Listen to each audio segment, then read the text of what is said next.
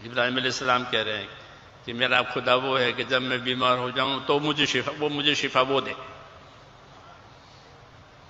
تو دوائیں ہمارے قبضے میں ہیں، علاج کے اسباب ہمارے قبضے میں ہیں، ساری مشینیں ہمارے قبضے میں ہیں. اور شفا کون دے گا؟ کہ شفا اللہ دے گا.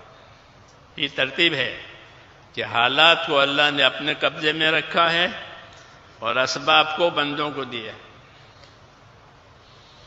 اس لیے اسباب سے وہ ہوگا جو اللہ چاہے گا، وہ نہیں ہوگا جو بندہ چاہے گا، کہ وہ تابع ہے. ہر چیز تابع ہے. دنیا کی تمام چیزوں کو اللہ نے مسخر کیا ہے.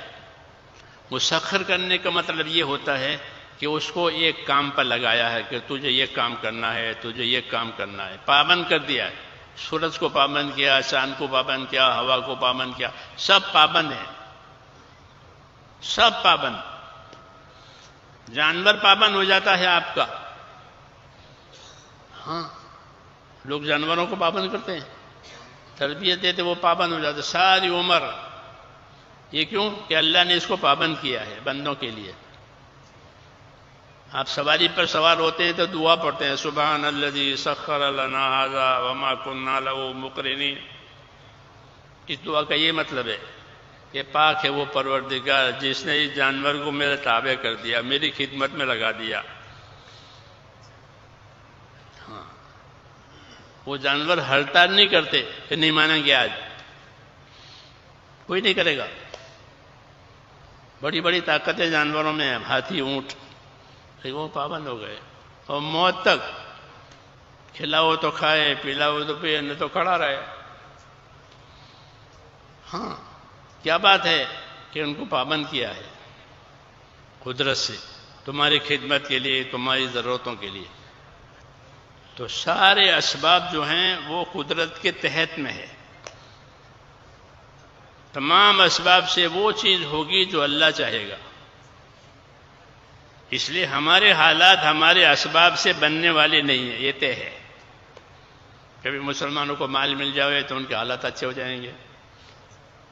ہاں، کہ ان کو عہدے مل جائیں، ان کو زمینیں مل جائیں، ان کو جائیدادیں مل جائیں تو ان کے حالات اچھے ہو جائیں گے. کیسا نہیں، ان کے حالات تو اللہ کے حکموں کے پورا کرنے سے اچھا ہوں گے. یہی قاعدے کی بات ہے کہ اللہ نے حالات کو اپنے قبضے میں رکھا ہے اور حالات کی موافقت ان لوگوں کے لیے ہوگی کہ جن کی زندگیوں میں اللہ کی اطاعت اور تابعداری آوے. یہ کہا کہ اطیعوا اللہ واطیعوا الرسول لعلکم ترحمون. اطاعت کرو اللہ کی، اطاعت کرو اس کے رسول کی، تاکہ تمہارے اوپر رحم ہو جاوے. رحم لانے کا راستہ یہی ایک ہے کہ زندگی اللہ کے حکموں پر آ جاوے. پھر ہر حکم کے ساتھ اللہ کی طاقت ہے. ہر حکم کے اندر ایک اثر ہے، ہر حکم کے اندر ایک اجر ہے. یہ بھی ہے کہ ہر حکم میں ایک اثر ہے، ایک اجر ہے. جب زندگی